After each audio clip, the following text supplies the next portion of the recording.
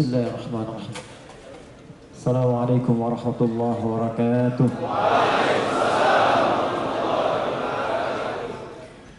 Alhamdulillahi rabbil alamin. Wassalatu wassalamu ala rasulillahil karim wa ala alihi wa sahbihi ajma'in. Amma ba'd. Fa ya ibadallah, usi nafsi wa iyyakum bitaqwallahi faqad fazal muttaqun. Fala tamutunna illa wa antum muslimun. Faqala ta'ala: Ya ayyuhalladzina amanu taqullaha haqqa tuqatih wa la tamutunna illa wa antum muslimun. Saudara-saudariku ahli surga insyaallah, tersebut dalam hadis riwayat Ibnu Majah nomor hadis 233, dikuatkan oleh keterangan para sahabat, dinukil oleh karangan para ulama, termasuk oleh Syekh Muhammad Hashim bin Ash'ari di kitab pertamanya Adabul Alim wal Muta'allim, di bab yang pertama, paragraf yang kedua, baris 1 sampai dengan 3. Hadis Ibnu Majah yang menyampaikan, teman-teman sekalian, man salaka tariqan yaltamisu fihi ilma sahhalallahu lahu tariqan ilal jannah. Siapa yang menyiapkan dirinya serius menempuh jalan, walaupun dia berliku, tariq itu jalan yang kecil berliku. Kalau jalan luas lebar tidak ada hambatan disebut dengan syariah, jamaknya syawariah. Kalau tariq itu jalan kecil berliku. Kecil di sini bisa jalannya sempit, bisa jadi luas tapi padat karena banyaknya mungkin kendaraan, karena banyak orang lewat, tapi dia tetap berusaha menerobos kemacetan, menerobos banyak orang, menerobos padatnya kendaraan, menerobos banyaknya hal untuk dapat datang ke majelis ilmu untuk belajar. Kata Nabi, maka setiap perjuangannya, langkahnya, keringatnya, tekadnya, niatnya akan langsung dihitung oleh Allah, langsung meringankan langkahnya masuk ke dalam surga.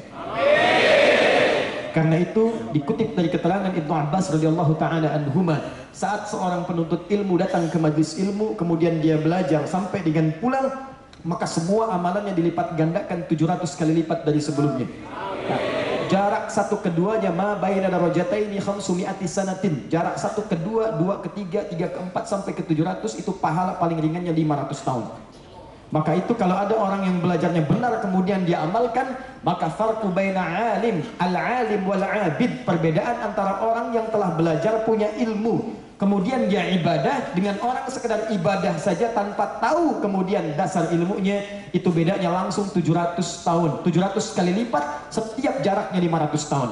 Kalau Anda takbir Allahu Akbar dalam sholat, hanya sekedar tahu bacaannya Allahu Akbar, tahu gerakannya angkat sampai dengan salam, pahalanya cuma 10.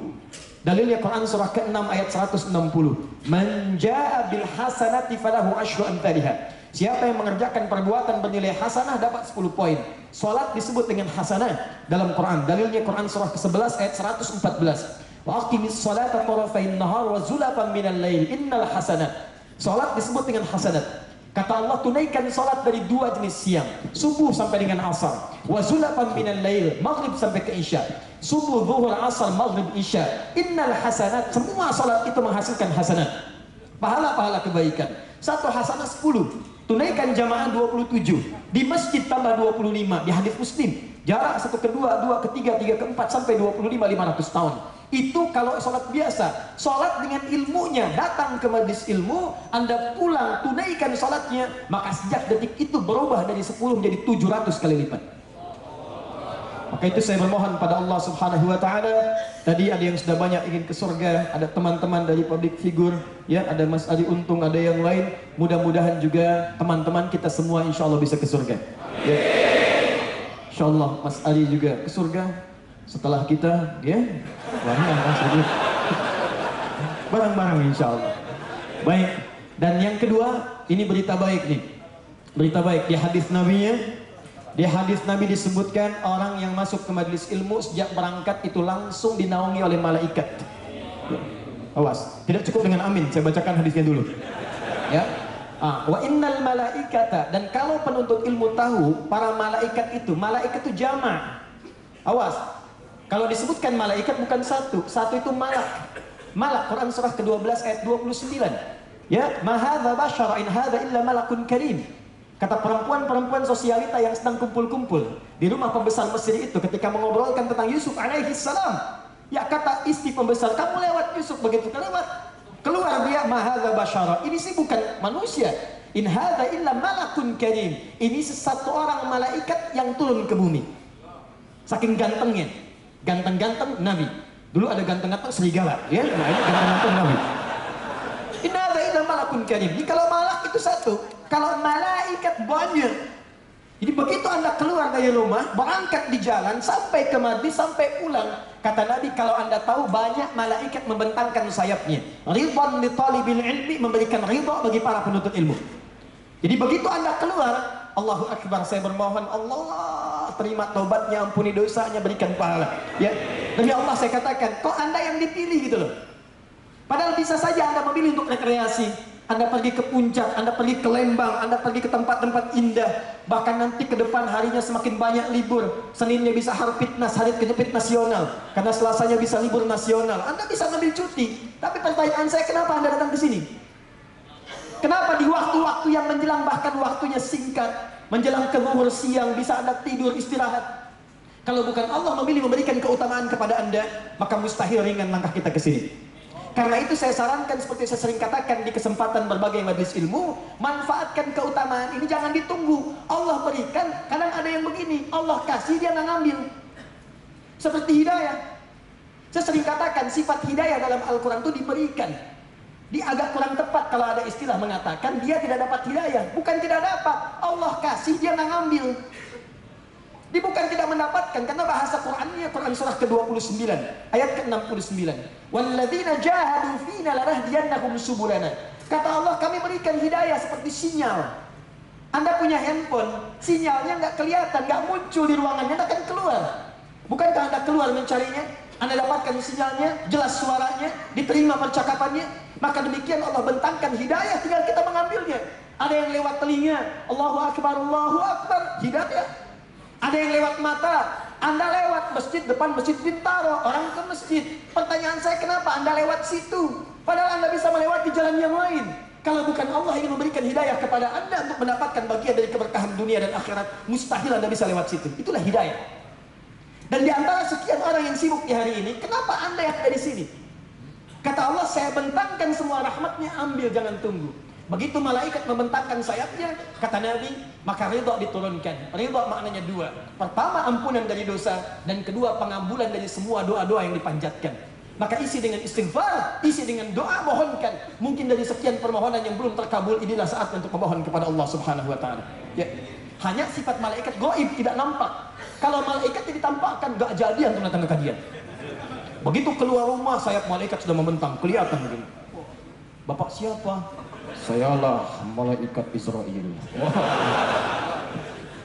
Baik, alhamdulillah kita sudah hadir di sini. Waktu kita padat. Ini umatnya terlihat banyak, yang hadir juga luar biasa, dan ini potensi yang sangat tinggi untuk bisa kita manfaatkan dengan baik.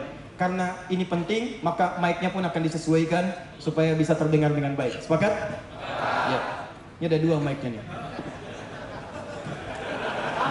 Terus saya bingung juga nih.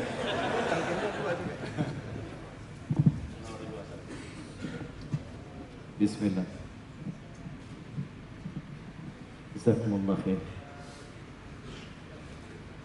Baik. Saya ingin bermohon pada Allah Subhanahu wa taala supaya Allah mudahkan apa yang kita pelajari pada siang hari ini dan mudah kita pahami dan mudah kita hafalkan dan amalkan dalam kehidupan. Siap insyaallah? Ya. Baik. Kita ambil materi yang ringan-ringan saja, tidak terlampau tinggi untuk kita pahami, tapi ini materi yang paling penting untuk menyatukan semua potensi umat Islam supaya semua manfaat umat Islam bisa dihadirkan dan mengandung nilai maslahat dalam kehidupan, khususnya kehidupan berbangsa kita. Siap insyaallah? Ya. Baik. Saya mau tanya sebentar. Saat Allah mengutus Nabi Muhammad sallallahu alaihi wasallam, diutusnya di mana? Di Mekah. Baik, saat itu Mekah maju atau terbelakang? Terbelakang. Saat itu ada peradaban atau tidak? Ada. Ada Romawi dan Persia. Persia punya peradaban, Romawi punya peradaban. Cuman Mekah nggak punya. Tertinggal. Jauh dari Romawi, tertinggal dari Persia. Persia unggul, Romawi luar biasa, teknologinya bagus. Ya, muncul keilmuan dan sebagainya. Mekah jauh tertinggal. terbelakang, peradaban tidak ada, maaf, urakan kumpulan masyarakatnya. Jadi semua jenis kejahatan itu ada di situ kumpul. Jadi kalau Anda ingin cari pemabuk, itu mabuk paling hebat itu adanya pada masa itu. Paling minimal sehari 5 kali, itu paling minimal. Kalau Anda ingin cari penipu, yang banyak nipu orang jahiliyah. Kalau Anda ingin cari pembegal, tukang begal paling banyak jahiliyah. Sampai-sampai ada kampung begal namanya. Kampung begal dikenal dengan Gifar. Gifar itu kampung begal. Nanti kita akan tunjukkan ketika Nabi diutus, tiba-tiba satu kampung ini tobat berubah jadi orang paling saleh di zamannya. Bahkan untuk mengabadikan disebutkan nama daerahnya Gifar, untuk menunjuk daerahnya tambahkan al di depannya, ujungnya ganti dengan i. Al-Ghifari. Tokohnya dikenal dengan Jundub bin Junadah, nanti berubah dengan kunyahnya Abu Dar Al-Ghifari. Kenapa disematkan kata Ghifarnya? Untuk memberikan referensi dan inspirasi bagi generasi mendatang. Hei, saya ini tokoh begal, sekampung tukang begal semua. Ketika datang Muhammad SAW mengajak saya, kami berubah dari tukang begal menjadi orang terbaik, dari orang banyak salah jadi orang soleh. Kami aja bisa berubah, kenapa Anda tidak?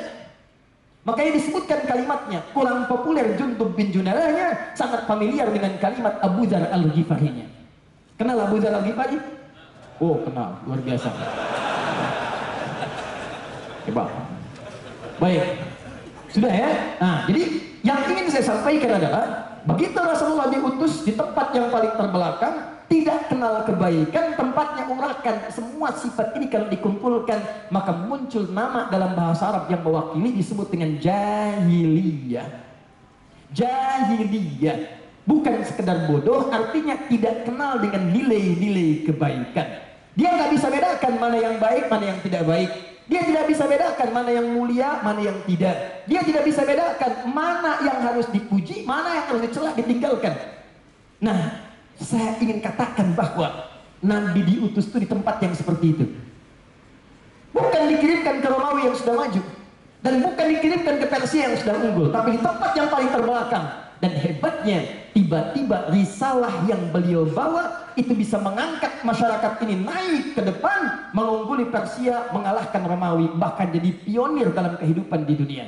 Naik dia, menyebar sampai ke Nusantara. Dan hebatnya Allah yang ikut pertama kali taklimnya Nabi tidak sebanyak sekarang yang kita lihat dan kita saksikan saat ini. Cuma 40 orang. Tempatnya pun nggak terlampau luas. Di rumah seorang bernama Arqam bin Abi Arqam, anak muda usia 17 tahun, masuk Islam yang ke-17, mewakafkan rumahnya di tempat dekat daerah Bukit Safa. Begitu Anda masuk ke dalamnya, lihat area saat sa'i, luasnya cuma sedikit, sebagian dari daerahnya yang belajar 40 orang, tapi alumninya dimanapun menjejakkan kaki dengan berbagai profesi, ada yang birokrat, diplomat, ada yang pedagang, ada yang ustadz, semua menginjak setiap tempat, maka tidak pernah tempat itu diinjak bahkan dihuni kecuali berubah. Apa yang berubah? Dari yang terbelakang maju, dari yang maju tiba-tiba berkembang, pengetahuan datang, keislaman hadir di dalamnya. Silahkan cek. Muawiyah bin Abi Sufyan, Amr bin As melakukan ekspedisi, jalan menyebarkan risalah, membawa nilai-nilai keislaman Afrika Utara, dari Mesir, Libya, Tunisia, Maroko, Aljazair, sampai nyebrang terus sampai dengan ke Syam sampai ke Damaskus. Sekarang Syam 4 negara, ada Syria, ada Libanon, ada Palestina teman-teman, ada Jordan, 4 negara. Sekarang semua yang dilewati muslim semua. Mesir, Libya, Tunisia, Maroko, Aljazair, sampai nyebrang ke Syam.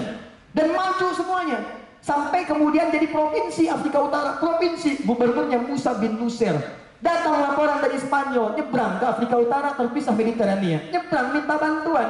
Tolong bantu kami, sejahterakan kami di Andalusia. Tolong bantu kami, lepaskan dari kezaliman. Dikirim seorang pemimpin besar, namanya Tariq bin Ziyad. Bawa 10.000 pasukan, bantu rakyat Spanyol, berkembang luar biasa. Dibawa teknologinya, bawa pangannya, kembangkan jadi peradaban 700 tahun Mesir dunia. Di Islam itu tidak pernah berpijak di satu tempat orangnya, kecuali membawa maslahat dalam kehidupannya. Hijrah kemudian ke Ethiopia, Habasyah. Sebagian sahabat ada yang ikut ke sana, termasuk pamannya Nabi Ja'far bin Abi Thalib, Sa'ad bin Abi Waqqas juga ikut ke sana. Sebagian ketika ekspedisi ke daerah Asia sampai dengan ke Cina, sebagian sahabat kemudian ikut. Singgah di Nusantara, di kota Baros, 414 km dari kota Medan.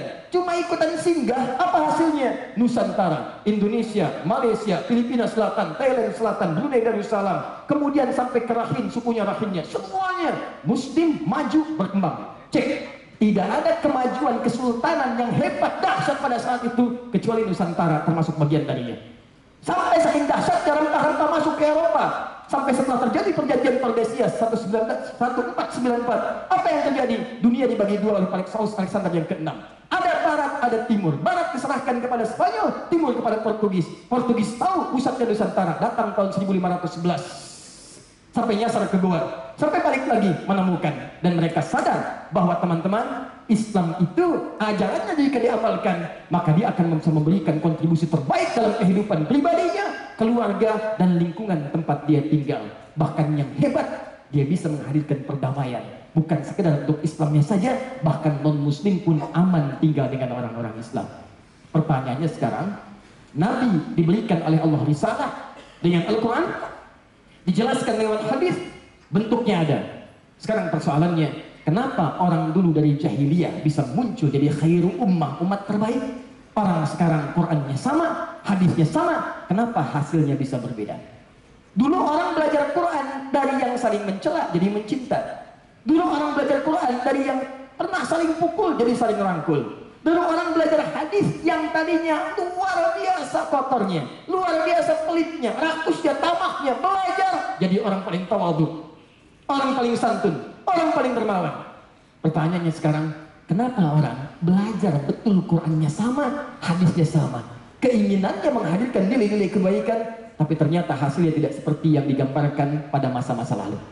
Itulah yang akan kita turunkan, bagaimana Nabi mengajarkan kepada orang-orang di masa dulu supaya kita bawa di masa kini, dan dengan itu spirit kita amalkan dalam kehidupan.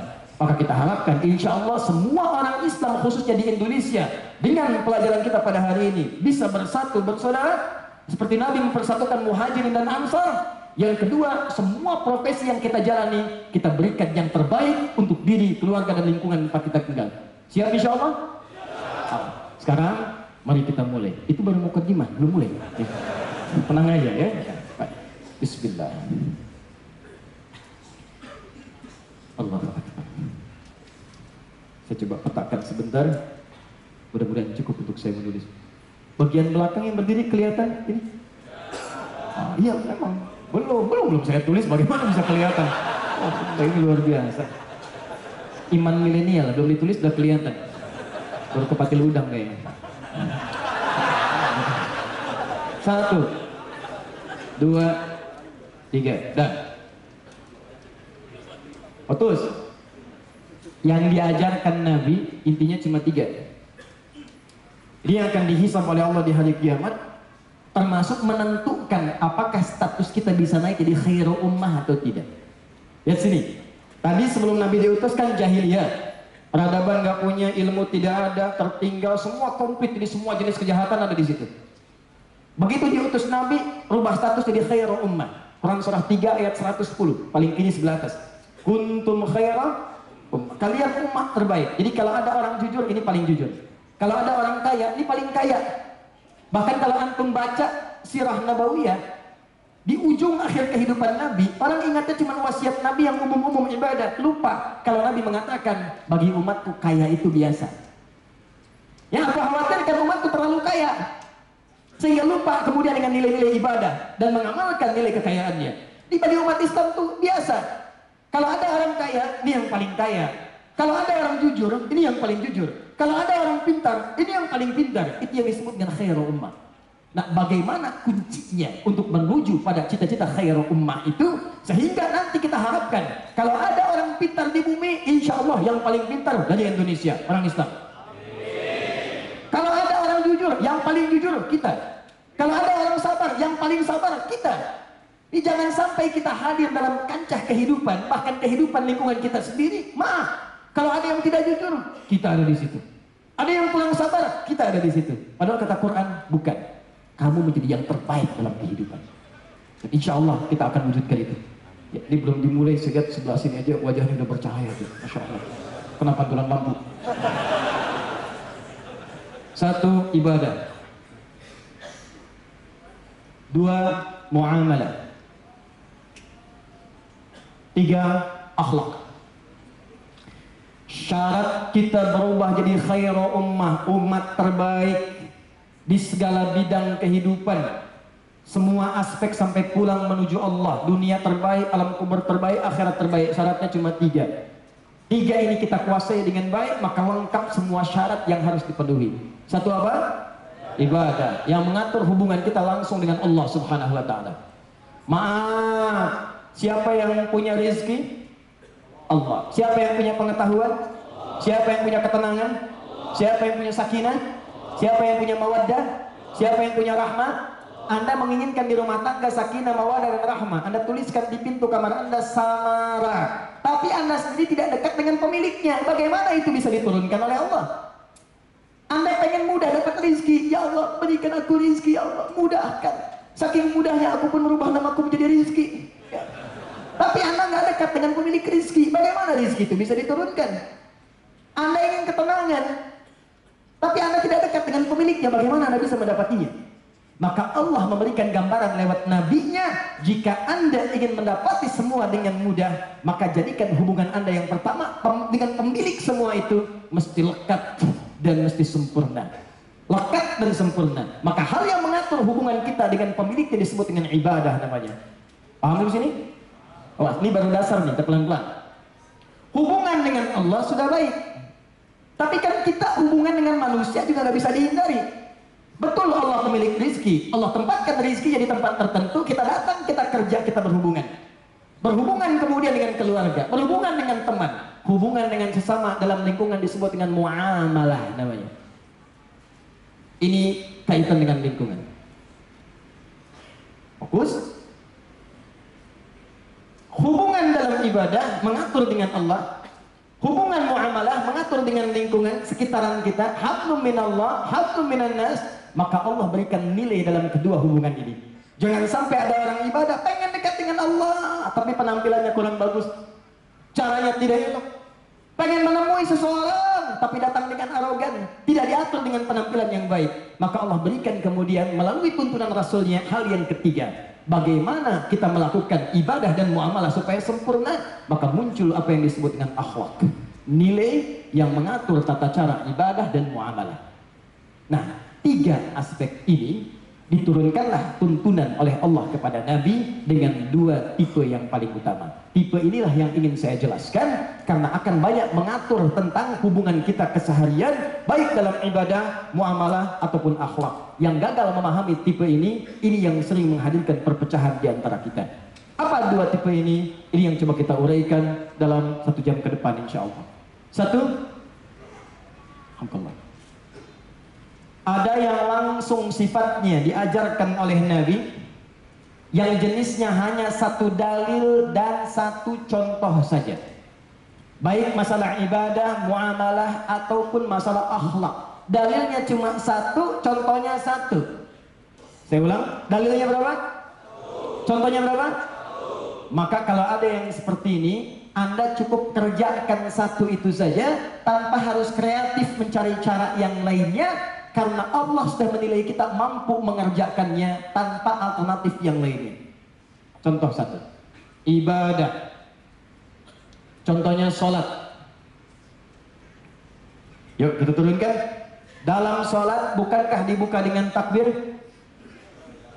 Baik, kita ambil dalilnya hadis riwayat Abu Daud nomor hadis 857. Begitu Anda mengangkat tangannya, mau sejajar dengan bahu di Al-Bukhari, mau sejajar dengan daun telinga di An-Nasai, tapi kalimat yang diucapkan cuma 1. Fayaqulu, kata Nabi, maka ucapkanlah Allahu Akbar.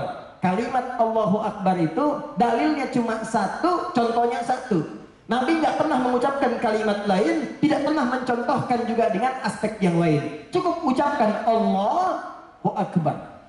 Nah, kaidah fikihnya, kalau ada 1 dalil, 1 ketentuan, maka Anda cukup kerjakan itu saja, tidak perlu kreatif mencari yang lain. Begitu Anda kreatif mencari yang lain, maka tidak sempurnalah kemudian ibadah yang kita tunaikan.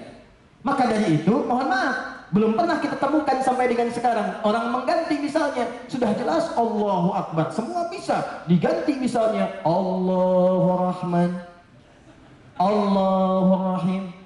Kalau katakan bukan Allahu Akbar, ingat dalilnya Al-Quran.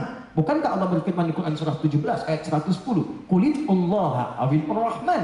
Silahkan sebutkan Allah atau Ar-Rahman. Boleh kan saya? Tidak, karena penjelasan dari Al-Quran diatur dengan keterangan Nabi SAW. Paham sampai sini? Jadi kalau sudah kalimatnya Allahu Akbar, maka jangan coba-coba diganti dengan kalimat yang lainnya, karena dalilnya cuma satu, contohnya pun satu. Jadi diganti dengan kalimat lain aja tidak boleh, apalagi diterjemahkan. Anda bayangkan zaman jahiliyah aja nggak ada yang mau ganti kalimat Allahu Akbar. Bisa kebayang nggak? Zaman sekarang yang udah lewat jahiliyah, tiba-tiba ada orang yang sholat pakai penerjemah. Bahasanya diganti dari kalimat Allahu Akbar jadi bahasa lokal. Anda bayangkan, Nabi aja yang jelas surganya, Nabi Rasul jelas surganya, dekat dengan Allah, hisab tidak ada, surga tingkat tinggi, termasuk para sahabat, ada tabiin, orang soleh, semua mengatakan Allahu Akbar. Tiba-tiba di masa kini, ada orang Nabi bukan, Rasul bukan, surga belum jelas, hisab menegangkan, amalan berantakan, takbir dia diganti kalimatnya, Allah Maha Besar. Maka berubah maknanya. Karena dalam kaidah Islam itu ada kalimat yang tidak boleh diterjemahkan, harus seperti itu adanya. Ada kalimat yang boleh, silahkan diterjemahkan dengan bahasa masing-masing, ungkapkan bebas. Apa diantara yang nggak boleh diganti? Lafaz sholat, lafaz azan, dan nama-nama Al-Quran. Begitu Anda ganti, berantakan maknanya. Maka orang Sunda akan mengatakan Allahu Akbar. Betawi nggak mau kalah, Tuhan gua gede. Maka ketika semua bacaan dikumandangkan, disampaikan dengan bahasa lokal masing-masing, maka berkuranglah kemudian nilai keagungan dalam bacaan sholat itu. Termasuk bacaan Quran. Jangankan ayatnya, nama suratnya aja, walaupun ada terjemahannya, tetap dia harus dilafadzkan dengan nama suratnya. Al-Baqarah, ada terjemahannya, sapi betina. An-Naml, terjemahannya, semut. An-Nahl, ada terjemahannya, lebah. An-Nahl, nakhlun, ada, kurma. Begitu Anda membaca Al-Quran, maka yang harus Anda sampaikan adalah nama suratnya, walaupun ada terjemahannya. Begitu disebutkan terjemahannya, gak enak kedengarannya. Bro, lagi baca surat apa? Surat semut. Ente ngulang surat apa? Ibu-ibu An-Nisa. Dia baca surat apa tuh? Oh dia baru nyampe surat lebah. Jadi begitu Anda sebutkan terjemahannya, kerasa hati kita juga sudah gak enak. Maka ini kaidah, ada yang sifatnya bacaan, ada gerakan. Jika satu dalil, satu contoh, maka Anda tidak perlu kreatif untuk menggantinya. Ini bacaan, contoh gerakan. Misal dalam sholat, angkat tangannya di An-Nasai nomor hadis 886, fawada'a yadahul yumna 'alal yusra, maka dia bersegera meletakkan telapak tangannya di punggung kirinya. Fa itu harfu aqfin rabitin baina syai'aini bila hudud. Huruf merangkai di antara dua peristiwa dengan cepat tanpa jeda. Peristiwa pertama takbir, kedua meletakkan tangan.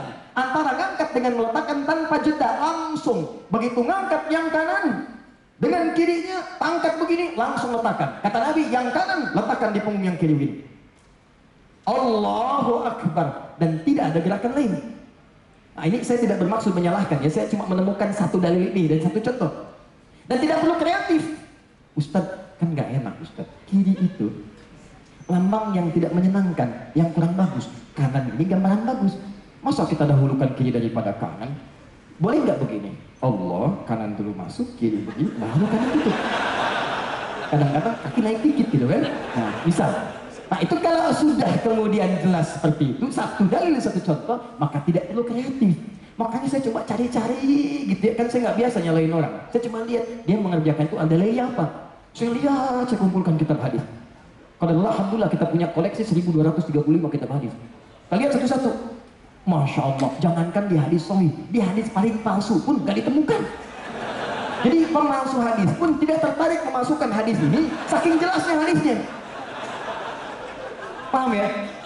Nah, jadi kalau kita sudah jelas mendapatkan bagian itu, sudah nggak usah dikuat kait lagi. Paham? Allahu Akbar, selesai. Allah. Misal ya, misal contoh. Jelas? Nah, ini ketentuan terkait dengan ibadah. Sama, muamalah juga ada. Ada bentuk perintah, ada bentuk larangan. Kerjakan, tinggalkan. Do it, leave it, if'al, wala taf'al. Padahal jelas, Saking jelasnya, nggak perlu diterjemahkan lagi. Tapi kadang-kadang manusia banyak yang kreatif. Sudah tahu jelas, mencari jelasnya. Supaya itu terlihat seakan sama. Contoh, saya ambil larangan dulu, hubungan dengan manusia. Buka Quran surah ke-49 ayat 11 sampai 12. Ya ayyuhalladzina amanu. Kata Allah, ya orang-orang yang masih mengaku punya iman. Saya serius nih, lihat sini. Boleh saya hapus dulu? Masya Allah. Luar biasa. Semoga Allah muliakan semuanya untuk. Cuma saya tuh gini, saya selalu punya persoalan begini. Saya tuh sering mengambil penghapus karena saya tahu mana yang harus dihapus.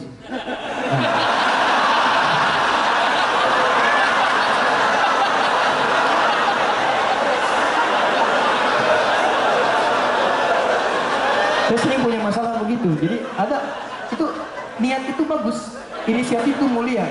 Cuman ketika menyulitkan kita itu jadi persoalan.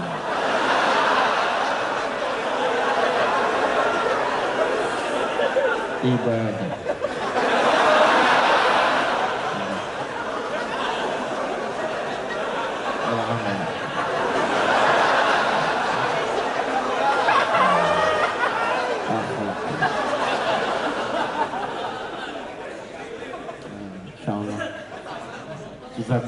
Semoga Allah masukkan beliau ke dalam surga setelah kita tentu.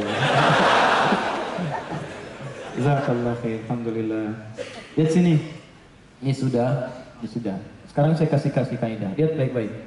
Semua ayat yang dibuka dengan ya ayyuhalladzina amanu, maka bukan sekedar informasinya yang penting yang akan disampaikan ayat itu, tapi juga mempertaruhkan keimanan pemiliknya. Ya, saya tulis. Ya ayyuhalladzina amanu. Fokus. Kalimatnya sederhana. Disebutkan 68 kali dalam Al-Quran rangkaian kalimat ini. Iya-nya huruf panggilan disebut dengan harfun nida. Disebutkan 360 kali dalam Al-Quran. Huruf panggilan itu di ilmu nahwu, di gramatikal bahasa Arab ada 14. Tapi yang disebutkan di Quran cuma 1, ya. Dan setelah diteliti di semua kitab-kitab nahwu, sepakat semua pakar kaidah bahasa Arab, ternyata iya itu huruf yang paling komprehensif. Yang kalau Anda ingin menggunakan panggilan apapun itu bisa dilakukan dengan ya. A panggilan dekat, ayah panggilan jauh. Tapi ya bisa dekat, bisa menengah, bisa jauh. Panggilan minta tolong bisa pakai ya. Dahsyatnya bahasa Al-Quran, Allah menetapkan diksi pilihan kata yang sangat luar biasa. Cuma 1 huruf maknanya dalam. Ayyuha disebutkan 150 kali dalam Al-Quran. Ayyunya munada, fungsinya taukid untuk menguatkan. Haknya fungsinya tanbih untuk mengingatkan. Kalau Anda mau terjemahkan, cara menerjemahkannya begini. Ya ayyuha, hei kalian semua, saya panggil tanpa batas siapapun. Awas hati-hati. Apalagi pakai alladzina, pemilik imannya. Disebutkan 1080 kali dalam Al-Quran. Kalau sudah pakai alladzina, maka semua kalangan tanpa kecuali. Besar, kecil, tua, muda, laki-laki, perempuan. Mau kaya, mau cukup, bebas semuanya. Tanpa kecuali. Kata Allah, hei semua kalian yang punya iman. Tanpa kecuali saya panggil semuanya. Mau besar, kecil, tua, muda, lelaki, perempuan. Mau ngaku kaya, mau ngaku cukup, semuanya. Tanpa kecuali. Saya ingatkan ya, saya tekankan ya, ayo, ingat baik-baik ini. Begitu kalimatnya dibuka dengan ayyuhalladzina amanu, pemilik iman, maka kata para pakar tafsir, informasi yang disampaikan akan menentukan tingkat keimanan pemiliknya. Kalau cepat merespon perintahnya, ini menunjukkan imannya kuat. Kalau ternyata dia lambat atau mengingkari larangan, ini menunjukkan imannya sedang bermasalah. Di Quran surah ke-49 ayat 11, kalimat ini disandingkan dengan kalimat muamalah. La yaskhar qaum min qaum. Jangan saling mencela. La yaskhar. Jangan saling mencela. Jadi kalau orang punya iman, cukup punya iman dalam dirinya, maka dia tidak akan pernah mencela, dalam arti ingin menjatuhkan orang lain atau merendahkan kehormatannya, bukan ingin mengoreksi kesalahannya. Kalau kita ingin mengoreksi sesuatu menjadi hikmah, itu diperkenankan. Seperti Allah mencela perbuatan Fir'aun, seperti Allah mencela perbuatan Qarun. Tapi kalau Anda mencela tanpa alasan misalnya, maka ini yang disebut dengan sukhriyah. La yaskhar. Bahkan yang paling bahaya, ini kata Nabi, awas di hadis Muslim. Ada orang Islam punya iman, sholatnya bagus di ibadah. sholatnya bagus, puasanya bagus, zakatnya bagus, cuma dia gagal di muamalah. Ada orang sholat cuma gemar mencela, ada orang sholat gemar berselisih, dia berhasil di ibadah cuma gagal di muamalah. Bagaimana mungkin Anda bisa mengatakan ayo bersatu sementara Anda sendiri membawa celaan yang menerus kepada perpecahan? Maka cukup ada satu kalimat di Al-Quran, dalilnya satu, contohnya satu, nggak banyak, maka nggak usah banyak dipikirkan lagi. Kata Allah, ya ayyuhalladzina amanu, pemilik iman itu pasti nggak akan saling mencela, apalagi mencela sesama orang beriman. Sekarang tunjukkan pada saya, lihat baik-baik, Quran kita sama, hadisnya sama. Kenapa orang jahiliyah masuk Islam, setelah itu dari mencela jadi mencintai, memukul jadi merangkul, jadi sahabatan, jadi saling perhatikan. Kok orang sekarang bisa datang ke pengajian, pulang dari pengajian saling mencela? Yang paling bahaya adalah dia mengatakan saya belajar Quran, saya belajar hadis. Quran mana yang Anda pelajari, hadis mana yang Anda teliti? Quran mengatakan jangan saling mencela. Ini Anda baru pulang pengajian sudah mencela orang lain. Gak tanggung-tanggung, kadang-kadang yang dicela ustadznya juga. Siapa yang ngajar? Ustadz Adi, Ustadz Bid'ah tuh. Bukan Ustadz Adi, Ustadz Bid'ah. Ustadz Adi tulis spanduknya, Ustadz Adi. Paham? Jadi kalau Anda satu hal saja, perhatikan bahasa Qurannya, muamalah dalil satu, contoh satu, gagal di satu itu, maka ada yang harus dikoreksi dalam iman kita. Paham sampai sini? Nah, di syarat mendapatkan khairul ummah, ininya bagus, akhlak yang mulia. Sekarang saya masuk pada bagian yang kedua. Ini yang ingin saya maksudkan. Ada yang kedua, ini yang sering gagal paham, dan ini yang sering kali menjurus pada perselisihan dan perpecahan. Apa itu? Ini kita turunkan. Ada yang dalilnya beragam, banyak, contohnya tidak satu. Yuk kita kembalikan di sini. Dalilnya banyak, contohnya beragam. Di muamalah juga ada nanti. Apa di antaranya? Kita kembalikan kepada sholat. Yuk kita lihat. Misal, Bismillahirrahmanirrahim. Hadis-hadis terkait Bismillahirrahmanirrahim ada 70 hadis.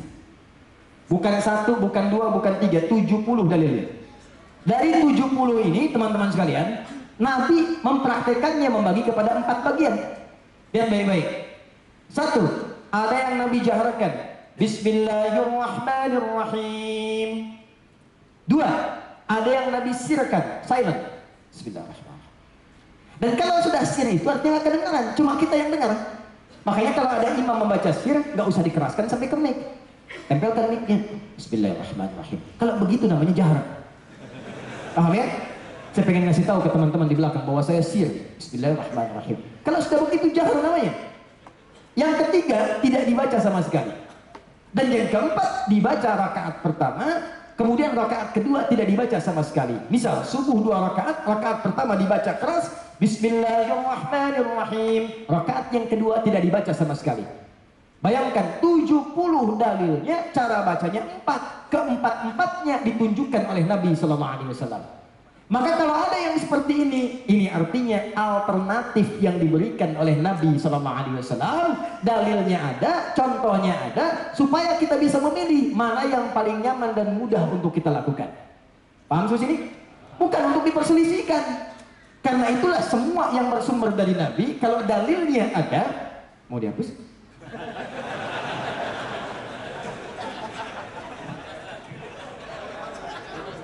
Boleh, yang ini. Nah, Masya Allah, luar biasa. Ya, selalu ada perbaikan. Masya Allah. Mas Ari sudah berhijrah dalam urusan menghapus. Lihat sini, fokus. Dalilnya ada 70, cara bacanya ada 4.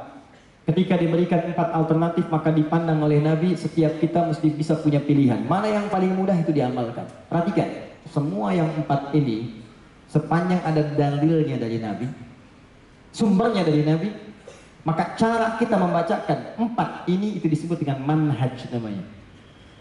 Manhaj. Manhaj itu semua garis turunan informasi yang tersambung jelas sampai dengan ke Nabi. Yang penting kita tahu nih sumbernya dari Nabi, ada dalilnya nih. Nabi ngajarin jahar keras, ngajarin sir, gak dibaca pertama saja itu tidak, manhaj. Cuma ketika kita akan pilih, kan gak mungkin kita pilih ke-4-4 ya. Nabi aja saat baca 1, masa antum mau bacakan 4? Oh tidak Ustaz, Saya bukan ingin sekedar sunnah, tapi saya pengen sunnah banget. Saya ingin tunjukkan pada yang lain bahwa saya itu menguasai semuanya. Maka dia jadi imam di Masjid Raya Bintaro. Subuh dibacakan keempat-empatnya. Allahu Akbar. Bismillahirrahmanirrahim. Bismillah. Tidak dibaca sama sekali. Nggak bisa. Anda harus pilih salah satu. Imma Anda jahalkan atau yang lainnya. Maka ketika Anda pilih salah satu, maka orang Arab mengucapkannya begini. Ma dhahaba ilaihi. Ma dhahaba ilaihi. Ma pilihan dhahaba ilaihi yang condong untuk diambil. Mana menurut Anda yang paling enak, paling mudah, paling nyaman? Semua dari Nabi, ada pahalanya. Ketika dijaharkan, ada pahalanya. Disirkan, pahalanya ada. Nggak dibaca pun karena niat ikut Nabi, ada pahalanya. Jadi begitu Anda pilih mana yang paling nyaman, ambil. Cuman orang Arab nggak biasa kadang-kadang menyebutkan yang panjang-panjang. Mereka disingkat akhirnya karena mereka punya singkatan. Madhaba ilaihi, madhaba ilaihi. Cuma bedanya singkatan orang Arab kadang masih sempurna kalimatnya. Orang Indonesia ujungnya aja. Silakan. Adi main bola dengan Abdurrahman. Adi bawa bola, Abdurrahman bilang, di, oper. Abdurrahman bawa bola, man, oper. Ali Untung bawa bola, tung, oper lah ya. Baik, Pak Kuis bawa bola, no, oper. Disebutkan ujungnya aja. Orang Arab tidak. Dia akan memanggil sempurna atau menyingkat itu semua menjadi makna yang baru dengan ungkapan yang indah terdengar. Ma dhahaba ilaihi, bukan disingkat hi, tapi disambungkan semua hurufnya jadilah sebuah kalimat madhab. Apa pakai om? Madhab. Oh, madhab. Jadi asalnya madhab itu singkatan dari ma dhahaba ilaihi. Apa yang cenderung untuk diambil, mana yang kita pilih untuk memudahkan. Maka di hari kemudian Nabi ngajarkan nih, kamu boleh pilih ini. Abu Bakar pilih, Utsman pilih, Ali pilih, Umar pilih. Mereka menyebar, Nabi wafat, mereka menyebar ngajar. Ada yang ke Kufah seperti Ali bin Abi Thalib, ada Ibnu Mas'ud, ada yang tinggal kemudian di Mekah seperti Ubay bin Ka'ab, ada yang menyebar lagi, ada yang ke Afrika Utara, semua nyebar. Cuman saat menyebarkan nggak mungkin ngajarin keempat-empatnya. Mereka akan memilih salah satu untuk memudahkan masyarakat mempelajarinya. Maka diserap ini semua, diambil oleh generasi setelahnya, muncullah 4 bintang ulama. 4 ulama ini disebut bintang di zamannya karena berhasil menghafalkan semua tuntunan tadi dalam akal dan jiwanya, plus menuliskan di kitabnya. Ada yang cuma hafal saja, tapi nggak bisa nulis. Ada yang nulis, cuma hafalan belum kuat. Ada yang nulis nggak bisa, hafal nggak bisa. Ini yang repot. Yang ini bintang, kenapa disebut bintang? Cahayanya terang. Malam hari yang gelap dia masih punya cahaya. Ini yang hebat. 4 ini, satu adalah Abu Hanifah An-Nu'man yang wafat tahun 150 Hijrah. Kedua Imam Malik bin Anas yang lahir tahun 93 Hijrah. Ketiga Imam Muhammad bin Idris Asy-Syafi'i yang lahir tahun 150 Hijrah. Dan yang keempat Imam Ahmad bin Hanbal yang lahir tahun 164 Hijrah. Orang-orang yang hidup di rentang waktu, lahir di rentang waktu abad kedua Hijrah, maka orang ini masuk dalam kategori salaf. Salaf itu yang tinggal di masa awal 2 Hijrah, tahun kedua Hijrah, rentang 100 sampai ke 200 Hijrah. Semua yang tinggal di masa itu dan sebelumnya disebut dengan salaf. Orang yang mengikuti itu disebut dengan salafi namanya. Di salafi itu bukan kelompok, bukan golongan, tapi orang yang mengikuti cara ibadahnya sampai ke Nabi melalui orang-orang di generasi tadi. Maka dikumpulkan Imam Syafi'i, Imam Malik, Imam Abu Hanifah, Imam Ahmad. Diambil semua informasi dari zaman sebelumnya, mereka hafalkan. Oh, Imam Syafi'i itu, bisa kasih, ini rahasia di antara kita. Mau saya kasih cerita. Itu Imam Syafi'i itu, di antara kekuatan hafalannya, di antara gurunya Imam Malik. Beliau pengen belajar, datang ke tempatnya Imam Malik, datang ke sana terlampau cepat sehari. Kalau kita kajian hari Sabtu, datang hari Jumat, bisa. Itu beliau saking adabnya pada gurunya, tidak ingin mengganggu, maka menunggu sampai majelis dibuka. Gak pernah ngetok. Dan tidak pernah menyampaikan, Ustaz, saya udah datang duluan nih, kenapa nggak dibuka? Saya tunggu sampai majelis dibuka. Begitu kemudian majelisnya dibuka keesokan harinya, saat akan dibuka kata Imam Malik kepada asistennya, ini karamahnya, cepat buka pintu itu, ada seorang pemuda sedang menunggu. Padahal keduanya belum pernah berjumpa. Begitu pintunya dibuka, datang Imam Syafi'i, ditanya, "Mada turid? Apa yang kamu inginkan?" "Ana uridul muwatta, uridul hadis." Saya ingin mengambil hadis dari Anda. Kata Imam Malik, "Madza bika? Apa yang sudah kamu dapatkan? Apa yang sudah kamu punya?" Kata Imam Syafi'i, "Hafidtu al-Muwatta." Saya sudah hafal kitab al-Muwatta. Al-Muwatta itu kitab Imam Malik yang dituliskan oleh Imam Malik. Isinya adalah hadis-hadis berurutan masalah fikih. Dituliskan Imam Malik. Tebalnya luar biasa, hampir setebal spidol ini. Itu sambil nunggu besok majlis dibuka menghafalkan Al-Muwatta. Besok dibuka, hafal malamnya. Malamnya dihafalkan. Masya Allah. Besoknya, kamu sudah punya apa? Saya hafal Al-Muwatta. Diuji oleh Imam Malik. Diuji, begitu diuji, Masya Allah, ternyata hafal langsung dalam kepalanya. Dia ada yang hafal di luar kepala, belum masuk. Ada yang hafal dalam kepalanya. Begitu dibacakan keluar, titik komanya semuanya sempurna. Kata Imam Malik, tingkatkan takwamu kepada Allah karena nanti kamu akan jadi bintang di masa depan. Imam Syafi'i. Ada orang nunggu ustadz datang ngapalin sampai materinya paham. Ada orang lagi nunggu ustadz datang sibuk bikin status. Ceklik, menunggu ustadz datang. Ya repotnya. Cita-cita masuk surga. Terus kampus, ya.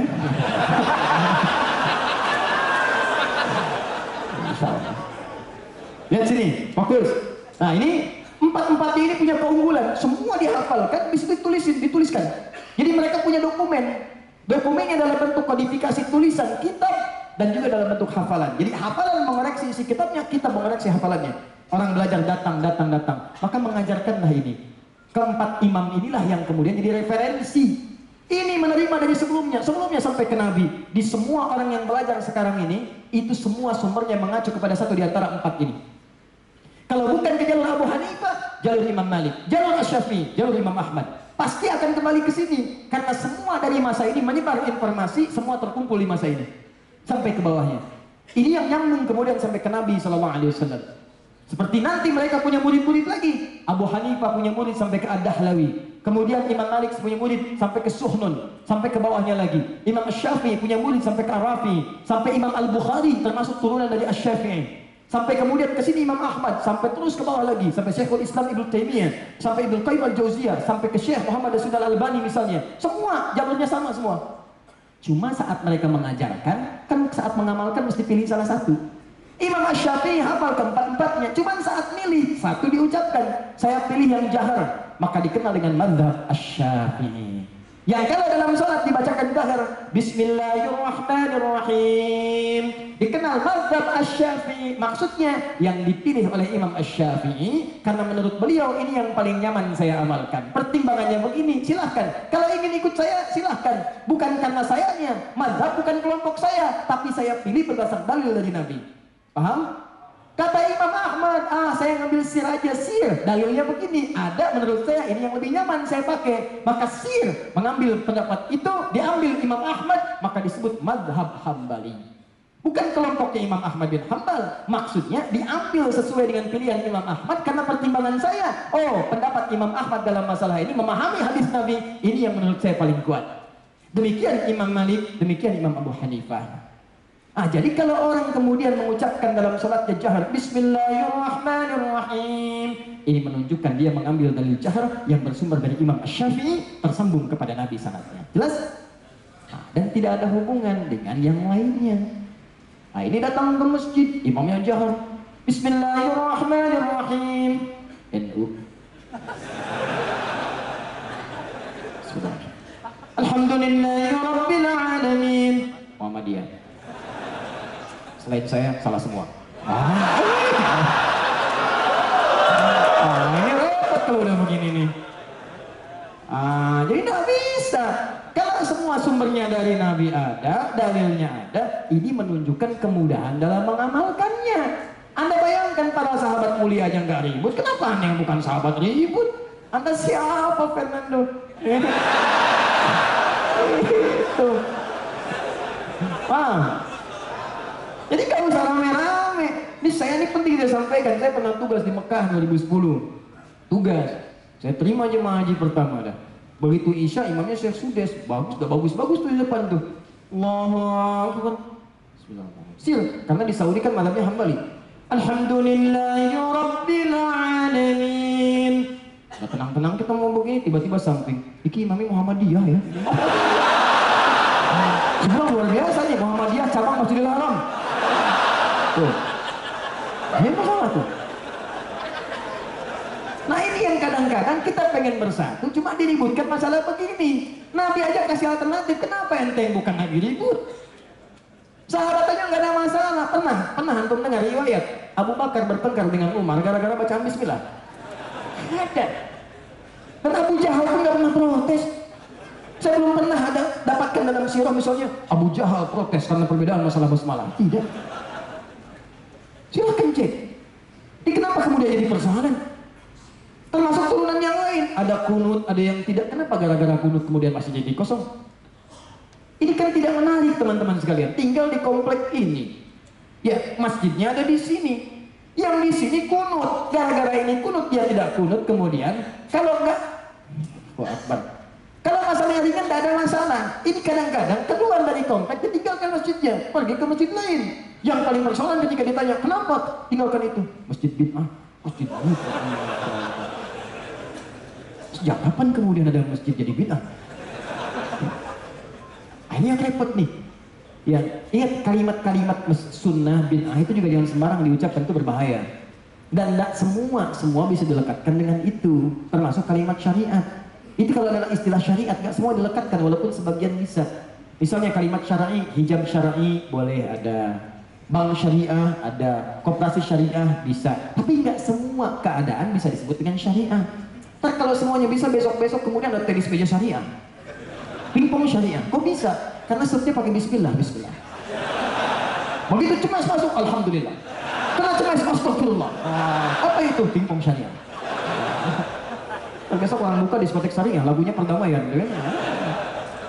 Nah, itu yang repot. Tidak usah ditambah-tambah pada hal yang bukan tempatnya. Jelas ya?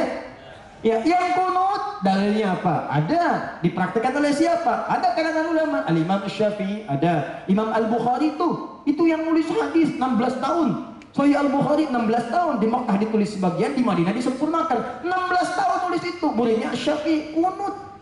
Imam An-Nasai itu yang meriwayatkan hadis tentang yang tidak kunut, tapi beliau sendiri Syafi'i kunut, fair. Yang tidak kunut ada Imam Ahmad, tidak, beliau kunutnya nazilah. Hafal hadis, hampir 1 juta hadis beliau hafal. Tahu beliau tentang hadis kunut, tapi nggak kunut karena milih tentang hadis yang lain. Boleh.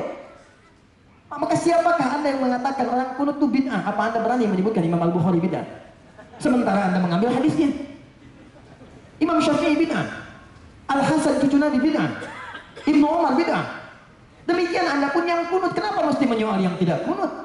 Apa anda mengatakan yang lainnya bid'ah semua? Abu Bakar bid'ah, Umar bid'ah, Utsman bid'ah? Sudah, cukup tinggalkan semua itu, kita kembali pada tuntunan yang jelas. Yang kunut benar, yang tidak kunut benar. Yang salah, yang tidak sholat subuh. Selesai. Dan kita tidak disibukkan dengan hal-hal yang ringan gitu. Ya, paham ya? Oh, selesai. Silakan. Ya. La raiba fi. Tidak ada keraguan.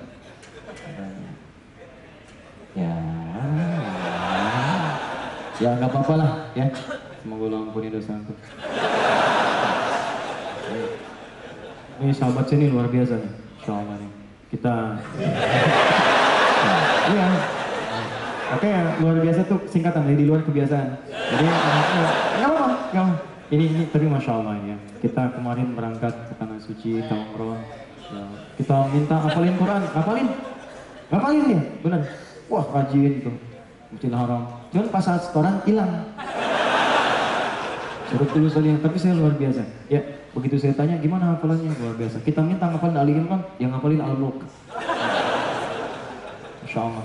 Semoga Allah muliakan antum ya.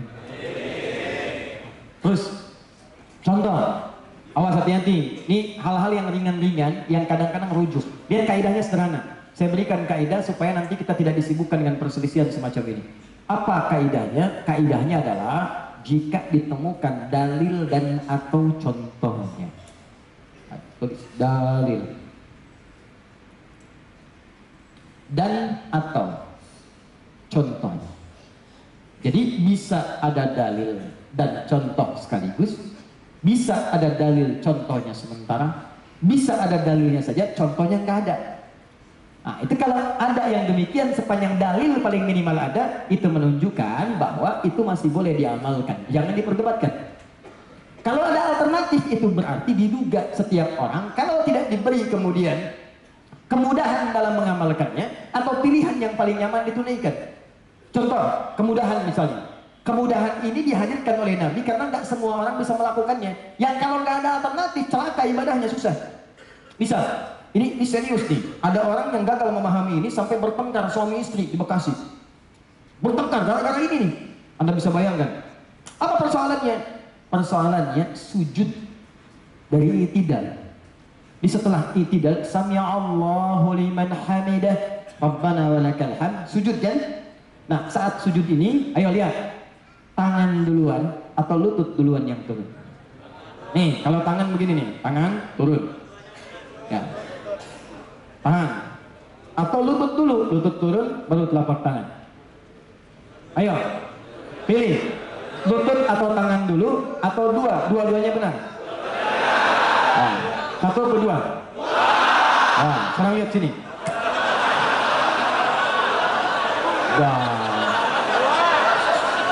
Hei, sudah.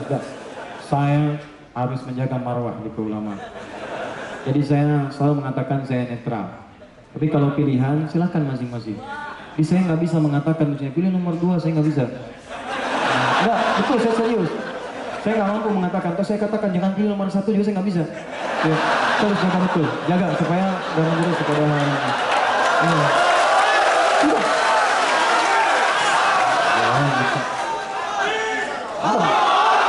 Itu kenapa dihilang? Kan saya kasih contoh.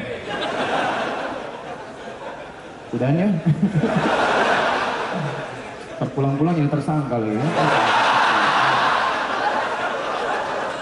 Oh, udah. Tapi saya berikan nasihat, jangan saling mencela, nggak boleh. Ya. Kemudian jangan mencela, jangan merasa. Kita doakan, kan kita ingin damai, tentram, sejuk. Ya, kita hargai semua orang. Mungkin teman Anda kan jadi tidak lucu gitu. Masa karena beda pilihan jadi ribut di keluarga? Sama teman saling bertengkar. Anda mau dapatkan apa? Ketika terpilih itu mengobati luka itu nggak mudah. Dan kita nggak bisa kemudian menghimpun itu untuk kebaikan bangsa kita ke depan. Jadi silahkan beda pilihan, tapi tetap kita bisa minum teh bersama-sama, ya, minum kopi sama-sama. Jangan saling mencela dan jangan saling menjatuhkan. Sudah, silahkan beda, tidak ada masalah. Jelas? Nah. Yang penting ada patokan dalil. Contoh, turun dari i'tidal ke sujud. Ada yang pakai telapak tangan, ada yang lutut. Kasus di Bekasi nyata, saya langsung yang tangani. Alhamdulillah. Suami istri itu bertengkar semalaman. Istri sudah sholat, tiba-tiba suami pulang malam karena kejebak macet. Apalagi Bekasi ada yang menyebut planet lain itu kan. Benar, saya serius. Orang katakan kalau sudah nggak ada harapan di bumi, pergi ke Bekasi. Banyak harapan indah, buta harapan, ujung harapan sampai ada tuh, orang Babelan. Bahkan sini punya BSD, sana punya BSD. Tambun, Bekasi sonoan dikit. Wow. Itu kampungnya bukan kampung biasa, kampung cerewet, kampung siluman, ada semua sana. Ente nggak percaya datang ke sana. Demi Allah saya katakan, saya pernah dakwah ditanya, Ustaz dakwah di mana? Kampung siluman. Benar, saya pernah ke sana. Waduh, terus dilihat loh, kok manusia semua deh. Nah, yang satu suaminya pulang. Begitu suaminya sholat isya, istrinya lihat dia tidak ke sujud, turun dengan lutut duluan. Begitu turun istrinya udah mesem. Saat salam itu assalamualaikum warahmatullahi wabarakatuh. Di sini letak kesalahan pertama, tanpa muqaddimah langsung. Apa salah sholat? Nah, ini dia. Sedangkan dalam Al-Quran, lelaki itu, suami itu disebut rijal. Ar-rijal qawwamuna 'alan nisa. Quran surah 4 ayat 34. Sifat rijal itu diantara sifatnya sebagai pemimpin. Pemimpin. Sedangkan sifat dasar pemimpin itu apa ciri khasnya? Tidak mau dipimpin. Dia hanya menerima masukan, tidak menerima saran. Apalagi kemudian teguran tanpa muqaddimah. Makanya di surat Yusuf suami diibaratkan dengan matahari yang punya sinar dahsyat. Ya, dia bisa mengeringkan yang basah, menyengat saat butuh perlindungan. Makanya suami disebut dengan mentari. Inni ra'aitu ahada asyara kawkaba wasyamsa wal qamara ra'aituhum li sajidin. Syamsa disebutkan dengan ayat. Laki-laki, suami. Karena fungsi suami melindungi keluarga sebagai pemimpin. Kalau ada yang macam-macam sengat dia, lindungi keluarga. Tapi kalau pipi istri Anda basah karena sesuatu persoalan, maka keringkan air mata itu dengan kalimat-kalimat yang indah. Tulis status. Nah itu loh matahari. Bulan beda. Bulan itu memantulkan cahaya. Makanya kalau antum pengen lihat keindahan, jangan lihat matahari. Lihat bulan. Malam keluar lihat bulan. Kenapa lihat bulan indah? Demikianlah perempuan. Begitu dia tampil indah untuk siapa? Untuk mahramnya. Pulang indah. Pulang indah. Itu yang terjadi rumah tangga antara Nabi dengan Sayyidah Khadijah. Sehingga ketika salah satu pun sudah tidak ada, itu kebayangannya masih ada. Dalam mimpi terbawa dikatakan Khadijah, Khadijah, Khadijah, keindahannya masih nampak. Pantulannya hadir dalam mimpi. Padahal di sampingnya Sayyidah Aisyah. Kata Sayyidah Aisyah, ya Rasulullah, kenapa Khadijah, Khadijah, Khadijah? Kenapa tidak Aisyah? Apa keistimewaannya? Maksudnya ingin mengikuti supaya disebut juga oleh Nabi. Maka dikatakan oleh Nabi, dialah perempuan pertama yang masuk Islam, membela aku dalam suka dan duka. Dia menyerahkan hartanya untuk dakwah, membela aku dalam rumahnya saat di luar ada kemudian serangan-serangan. Disebutkan di Al-Bukhari, nomor hadis yang keempat sampai dengan kelima, hadis riwayat Jabir radhiyallahu ta'ala anhu, saat Nabi turun dari Gua Hira setelah peristiwa Iqra, belum pernah melihat Jibril, malaikat Jibril dengan rupa sesungguhnya pada asalnya. Di saat periode Iqra itu menyamar jadi laki-laki, dipeluk Nabi, tapi belum pernah melihat rupa asalnya. Setelah itu kemudian di siang hari turun dari Gua Hira, wahyu belum turun. Tengah-tengah jalan tiba-tiba ada suara Muhammad, Muhammad. Nah aku nengok kanan tak nampak orang, kiri tidak ada, depan belakang kosong. Aku lihat ke atas, maka ada orang yaqudu bainas samai wal ardh. Ada sosok, bukan orang, sosok duduk antara langit dan bumi begini. Dan belum pernah aku lihat sebelumnya. Manggil-manggil nama aku. Beginilah paling gampangnya. Mas Ari Untung itikaf di sini sampai jam 2:30 keluar dari masjid, dan nggak ada orang, kosong. Begitu keluar, Ari Untung, nengok kanan kiri nggak ada orang, depan belakang kosong. Begitu ke atas, jubah putih, rambut panjang, Ari kamu untung apa rugi, Ari? Pertanyaan saya, nah, posisi Anda pada situ bagaimana?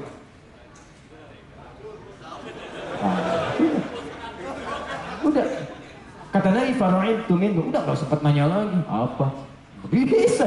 Kata Nabi faru'idtu minhu, bulu kudukku naik, aku merasakan takut. Jadi takut itu biasa, yang tidak biasa itu takut beramal soleh, itu yang salah. Kalau takut pada maksiat atau takut yang wajar itu biasa, manusiawi. Maka teman-teman apa yang terjadi? Kata Nabi, bulu kudukku naik, aku meninggalkan tempat itu karena belum kenal dengan malaikat Jibril. Maka aku bergegas ke rumah. Begitu nyampe rumah, dibukalah pintu oleh sang rembulan itu Sayyidah Khadijah. Begitu dibuka, setengah kegelisahanku hilang. Gimana caranya tuh? Rembulan ditatap indah, ngelihat wajah istri, akhwatnya di bawah. Itu begitu melihat suami wajah istri, Allahu Akbar, hilang kegelisahan. Kata Nabi, zambiluni, tolong selimuti aku. Dibawa oleh Sayyidah Khadijah, masuk kamarnya, dibentangkan selimutnya. Keluarlah kalimat yang indah itu. Bima makna dalam ungkapan kita zaujul karim, sayang, engkau itu orang baik, engkau selalu membantu orang, menjalin silaturahim, engkau tidak punya musuh.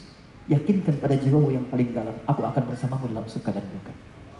Maka begitu tenang, turunlah kemudian malaikat yang tadi sudah tenang keadaannya. Maka turun membawa wahyu surah ke-74. Ya ayyuhal muddaththir, qum fa'anzir wa rabbaka fakabbir. Itu asbabun nuzulnya.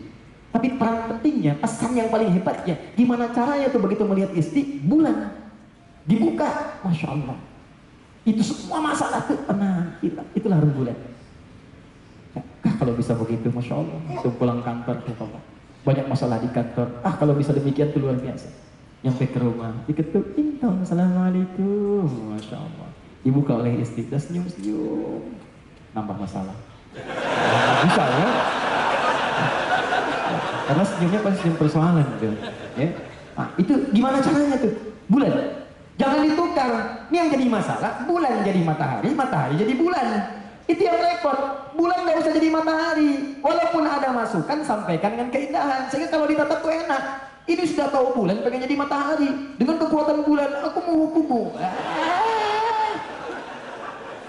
Effort di selor man, ya? Ya. Nah ini tadi begitu, tanpa mukadimah tiba-tiba langsung. Apa bahasanya? Sederhana, papa salah. Harusnya sholatnya, kenapa Pak? Kenapa Ma? Papa harus tadi saat sujud, telapak tangan dulu, bukan lutut. Ya suami disalahkan, nggak mau, membela. Mama yang nggak baca hadisnya. Tuh.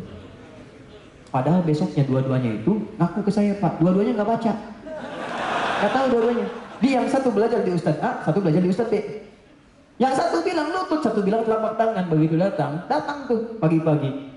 Saya bilang, Bu, Pak, sebetulnya dua-duanya itu ada. Oh gitu, saya nggak pakai oh. Adanya di kitab Sunan Abu Daud. Nih, Sunan Abu Daud, saya terangin.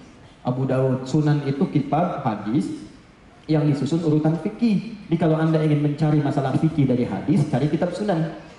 Ya, paham? Jadi ada Jami, ada Sunan, ada Mu'jam, ada Musnad. Sunan ambilnya. Abu Daud, ini nama kunyah, nama aslinya Sulaiman. Asalnya dari Sijistan, dikenal dengan Sulaiman As-Sijistani. Hafal 500.000 hadis. Hafalnya bukan cuma hadisnya, sanadnya. Orang-orang sampai ke Nabi hafal semua. Yang kalau ditanya kualitasnya pun hafal, ini sahih, ini dhaif. Ya ini maudhu, ini matruk, ini mungkar. Lincah, lancar, ringan. Sehingga kata Ibnu Qayyim al-Jauziyah, kalau dulu ada Nabi Daud bisa melunakkan besi dengan tangan, ini Abu Daud bisa melunakkan hadis dengan lisan. Maka populerlah dengan sebutan Abu Daud. Saya sebutkan, coba Anda buka kitabnya, lalu lihat nomor hadisnya, teman-teman sekalian, 800 kemudian 38. Ini yang pakai lutut, rawinya namanya Wa'il bin Hujur. Wa'il bin Hujur. Saya terangin nih, posisinya sebelah kanan di bawah di kitab di sini. Yang pakai telapak tangan itu nomor hadis 840 sampai 841. Rawinya sahabat Abu Hurairah, posisinya paling kiri sebelah atas. Saya bacakan hadisnya. Nih yang pakai lutut ini. Bima makna? Idza sajadta fala tasjud kama yabrukul ibil. Falyadha rukbataika qabla yadayk. Kalau kamu pengen sujud, jangan sujud seperti duduknya unta. Dahulukan lututmu sebelum telapak tanganmu. Adapun yang menggunakan telapak tangan, hadis yang mengatakan bima makna? Idza sajadta fala tasjud kama yabrukul ba'ir. Kalimatnya menggunakan ba'ir. Sedangkan unta punya banyak nama. Ada ibil, ada jamal, awas. Ada naqah, ada ba'ir. Beda-beda. Kalau ibil itu untanya unta umum, semua jenis unta. Kalau ba'ir unta tunggangan. Kalau jamal, awas. Jamal, awas. Jamalun, nggak pakai alif. Itu unta jantan. Awas, beda antara jamalun dengan jamalun lain. Kalau jamalun unta jantan. Kalau jamalun sifat ganteng. Sifat ganteng, ya. Kalau sifat itu melekat pada diri seseorang, maka berubah dari jamal jadi jamil. Jamilun, ganteng. Misal nama antum Saiful, ya kan? Antum ganteng, maka antum turunkan Saiful Jamil misalnya. Nah, itu ganteng. Sifat. Tapi kalau namanya Jamal, mesti pakai alif. Jamalun, hati-hati. Antum umrah, di visa ditulis, salah tulis pakai ini. Jamalun, harusnya pakai alif, gak pakai alif. Jamalun, itu bisa bikin heboh di imigrasi Saudi. Ini repotnya. Naqah, unta betina. Makanya unta Nabi Soleh itu naqah. Naqatallahi wa suqiyaha fakadzabuhu fa'akharuha. Nah, kalau kita paham itu, nanti kita akan mantap menafsirkan hadis dan ayatnya. Ketika Nabi menyebutkan fala tasjud kama yabrukul ba'ir, jangan kamu sujud seperti duduknya unta ba'ir, unta tunggangan. Falyadha yadaika qabla rukbataika, letakkan telapak tanganmu sebelum lututmu. Kenapa yang pertama menggunakan lutut, yang kedua hadisnya menggunakan telapak tangan? Redaksinya unta biasa, yang kedua unta tunggangan. Teman-teman, nih lihat baik-baik. Pada yang pertama ini yang meriwayatkan Wa'il. Wa'il itu lebih dulu masuk Islam yang dibandingkan sahabat Abu Hurairah. Sejak awal dan masuk Islam, Nabi sudah masih kuat ikut perang Badar, perang Uhud, udah Islam. Beliau melihat Nabi sholat dia menggunakan lutut turunnya. Tapi Abu Hurairah masuk Islam 3 tahun sebelum Nabi wafat. Tahun ke-7 Hijrah. Nabi wafat kurang lebih usia 63 tahun. Berarti kalau 3 tahun sebelum Nabi wafat, 60 tahun. 60 tahun itu diriwayatkan hadis-hadisnya Nabi sudah mulai melemah. Kadang sholatnya pakai tongkat, kadang menyandar. Ini normal, kalau orang sudah semakin sepuh, masalah pertama ada pada apanya? Pada lututnya. Makanya di hadisnya disebutkan seperti unta tunggangan yang sudah punya beban. Lututnya bermasalah. Maksud Nabi bukan karena tua dan mudanya, karena orang muda pun bisa cedera. Sedang dalam bola, Muhammad Salah misalnya kan, di sliding sama yang lain, atau dipiting sama Sergio Ramos, ya kan, tiba-tiba jatuh. Bisa, saya hafal tuh. Anda mau tanya apa? Kemarin MU seri draw, saya tahu 1-1. Kemudian Liverpool seri, saya tahu gol pertama menit ketiga dibalas menit ke-45 lawan Leicester City, saya paham. Manchester City kalah 2-1 sama Newcastle United, saya tahu. Ayo, sekarang pertamanya Liverpool beda 5 poin, kedua Manchester City, ketiga Tottenham Hotspur, keempat kemudian masuk ke Arsenal, ya Chelsea, kemudian Arsenal, kemudian Manchester United. Mau tanya apa? Saya tahu Juventus 3-0, nggak usah tepuk tangan. Ya. Juventus kalah 3-0, keluar dari Copa. Roma digulung 7-1, saya tahu. Ya Neymar sedang cedera, saya tahu. Mourinho sedang nggak punya job, cuman di Bein Sport jadi komentator, saya tahu. Ayo, apakah saya nonton? Tidak. Enggak ada buang-buang waktu, nggak ada kerjaan. Ngapain nonton sesuatu yang bisa dilihat beritanya besok? Kita lihat kan. Dan kita ngali-ngali tahajud. Nempok. Ngapain nuker tahajud, nuker surga dengan bola? Antum malam kelihatan tahajud, zikir, apa yang gitu-gitu bisa dilihat. Ini udah malamnya nonton, subuh kesiangan ditanya nggak tahu. Ya. Berapa Liverpool skornya? Satu-satu yang murid siapa? Lupa saya. Lupa. Kita ada yang nonton tahu. Kita yang nggak nonton tahu. Ayo mau tanya apa? Itu dong. Jadi maksudnya supaya kita itu bisa diskusi, bisa diarahkan kepada yang baik. Tapi nggak harus buang-buang waktu. Ini nonton iya, udah nggak tahu lagi gitu kan? Nggak ada informasi hidup lagi nih. Ya. Insya Allah saya senang baca, Ya. Terus tadi ini, ya beliau senang juga kan. Dari musik nanti kita bahas tuh, udah lain waktu ya. Ada ikhtilaf apa? Ya saya hafal tuh notasi. Cuman saya nggak seperti beliau. Mungkin saya nggak cenderung. Beliau kerjakan, ada dalilnya. Tapi kalau tanya notasinya hafal sih. C D F G B C D F G D F G A B C D A B C D A B C D A B C D A B C D A B C D A B C D A B C D A B C D A B C D A B C D A B C D A B C D tuh judi main. Oh, saya. Cuman saya nggak bisa. Ayo ulangi. Oh, apa sih?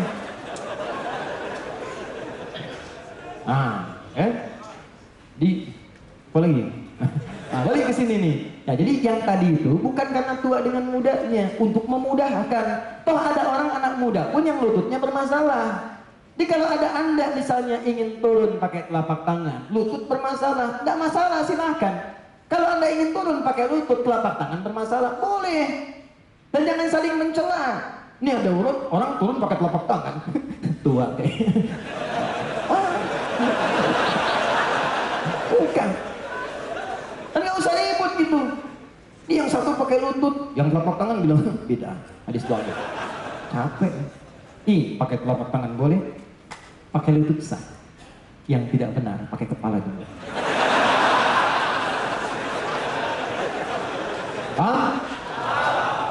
Jadi ini yang ingin saya contohkan. Satu, masalah di ibadah ini, coba periksa dalilnya. Perhatikan 3 hal rumus fikihnya. 1, bacaannya. 2, caranya. 3, maknanya atau hikmahnya. Ini yang disebutkan di Quran surah kedua ayat 129. Doanya Nabi Ibrahim dan Nabi Ismail dikabulkan oleh Allah di Quran surah kedua ayat 151 paling kanan sebelah bawah di masa Nabi Muhammad. Nabi diutus untuk ngajarin kita dengan 3 aspek ini. Rabbana wab'ats fihim rasulan minhum yatlu 'alaihim ayatika, bacaan, wa yu'allimuhumul kitaba, ini cara, wal hikmah, hikmahnya, wa yuzakkihim, muncul akhlak, innaka antal azizul hakim. Dijawab oleh Allah di masa Nabi Muhammad, kama arsalna fikum rasulan minkum yatlu 'alaikum ayatina wa yuzakkikum wa yu'allimukumul kitab wal hikmah wa yu'allimukum ma lam takunu ta'lamun. Jadi kalau masalah fikih kita pelajari 3 hal ini. Apa bacaannya, bagaimana caranya, apa maknanya. Nih yang ketiga ini sering gagal nih. Saya sangat sayang sekali. Banyak orang mengerjakan ibadah cuman fokus pada yang 2, yang ininya nggak digali. Sehingga kata Al-Quran halus tapi tajam. Banyak orang sholat nggak paham, nggak ngerti apa yang dibaca dan dilakukan dalam sholatnya. Bagaimana sholat antum bisa khusyuk? Banyak orang umroh nggak paham apa yang dikerjakan dalam umrohnya. Putar-putar saat tawaf, tapi nggak ngerti apa yang dibaca. Padahal Anda kalau paham saat tawaf itu, kalau paham itu anugerahnya besar. Nih, baru mulai di Hajar Aswad sampai ke Maqam Ibrahim, Anda ucapkan Subhanallah walhamdulillah wala ilaha illallah. Ini ada rahasia besar di Quran surah 19 ayat 45 sampai dengan 49-nya. Yang bisa mengamalkan ini, maka semua doanya akan dikabulkan oleh Allah, bahkan yang mustahil menurut manusia. Makanya Nabi Ibrahim tidak cukup dengan amin. Nabi Ibrahim itu pernah mempraktekkan kalimat ini, Subhanallah walhamdulillah Allahu akbar. Begitu dipraktekkan turun ayat wa wahabna lahu Ishaq. Kami tetapkan istrinya Sayyidah Sarah bisa mengandung, melahirkan bayi namanya Ishaq. Itu Sarah divonis secara medis dan klinis, maaf sudah menopause dan mandul. Kata klinis gak mungkin, kata medis mustahil. Kata Allah, gak ada yang tidak mungkin bagiku. Suamimu sudah Subhanallah, Alhamdulillah, Allahu akbar. Wa wahabna lahu Ishaq. kami karuniakan anak, lahir langsung Ishak namanya. Makanya ketika Anda bacakan itu di makam Ibrahim, ke makam Ibrahim, Hajar Aswad ke makam Ibrahim. Kenapa di makam Ibrahim? Untuk belajar Anda. Dulu pernah Nabi Ibrahim melakukannya, makanya Anda memohon, ya Allah, seperti Engkau kabulkan pada Nabi Ibrahim, maka berikan pula kepadaku saat ini. Makanya setelah dari makam Ibrahim ke Rukun Yamani, Anda minta bebas, gak harus pakai bahasa Arab. Apa yang Anda rasakan itu yang Anda mintakan. Ini kadang-kadang Anda membaca yang tidak Anda pahami. Kenapa yang Anda nggak minta dengan bahasa Anda? Kalau pekerjaan Anda susah, mohonkan dengan khusyuk, ya Allah, mudahkan pekerjaan saya. Ya Allah, dekatkan pada saya yang halal, jauhkan yang haram. Ampuni dosa saya, ya Allah. Maafkan saya, ya Allah. Sayangi keluarga saya, ya Allah. Minta dengan bahasa kita. Itu rahasianya. Lalu oleh Allah diseleksi. Yang baik untuk dunia akhirat baru diberikan. Makanya doanya Rabbana atina fid dunya wa fil akhirati wa qina. Itu yang dari Rukun Yamani ke Hajar Aswad. Karena ada orang minta dunianya bagus, akhiratnya tidak. Akhiratnya bagus, dunianya tidak. Kata Allah, saya pengen kedua-duanya. Dua yang diinginkan oleh Allah, bukan cuma satu. Ada orang cuma minta dunia, ada orang cuma minta akhirat. Kata Allah, jangan satu, saya ingin kamu dapat dua. Dua, kata Allah, bukan satu. Saya ulangin ayat, bukan yang lain. Dunia akhirat, dunia akhirat, dunia akhirat, kata Allah. Dunia akhirat. Jadi makanya ketika ada orang minta, kadang-kadang untuk dunia kamu bagus, akhirat tidak, maka dirombak. Rabbana atina fid dunya satu, wa fil akhirati dua, wa qina adzabannar. Hah?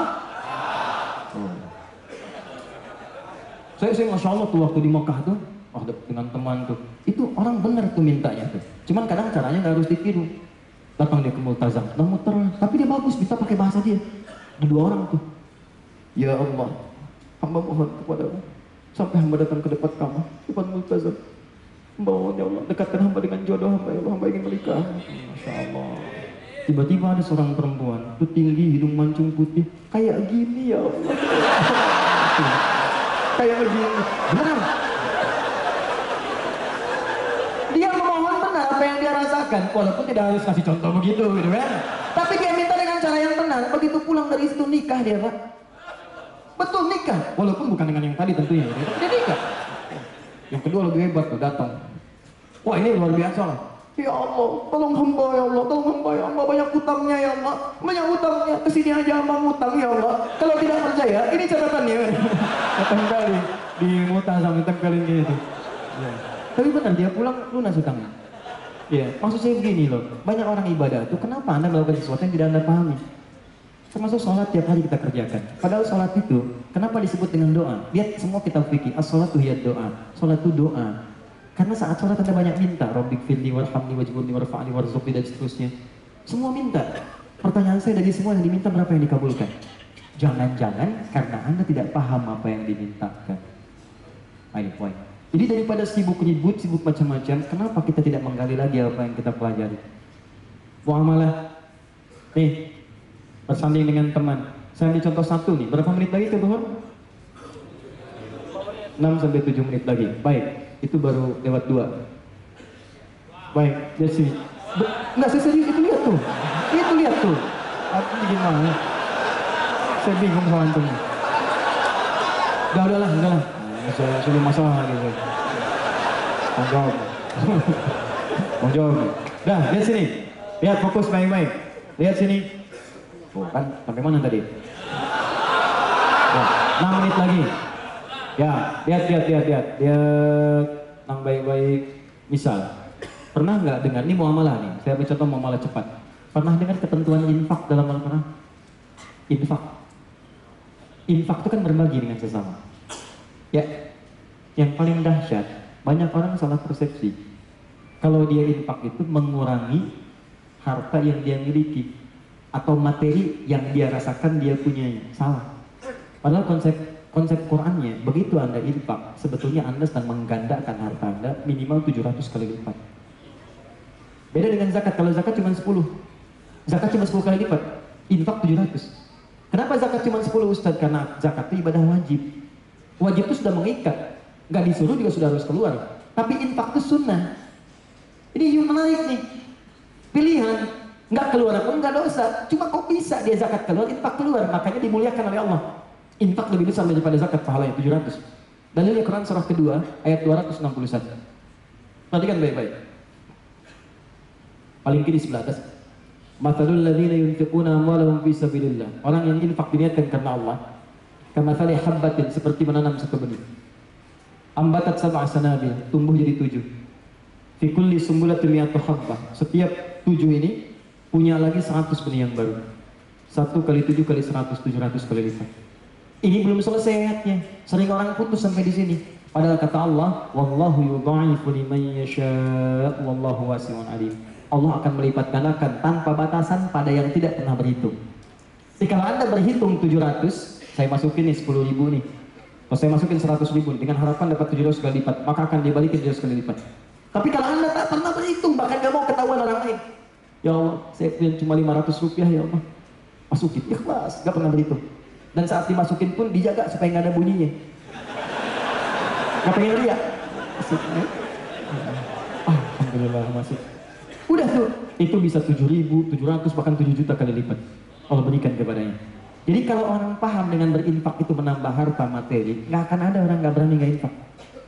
Dia keluarkan, dan tidak harus dengan uang, ada makan, ada pakaian, ada macam-macam. Itu lipat gandakan, dan bukan harus keluar nominal yang sama.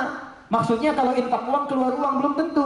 Anda infak uang datangnya proyek, datangnya sehat, nggak sakit, nilainya kalau dikonversi 700 kali lipat dari sebelumnya. Itu cara melihatnya. Dijaga supaya tenang, nggak banyak masalah. Kalau masalah datang konsultasi keluarnya 700 kali lipat. Bisa jadi.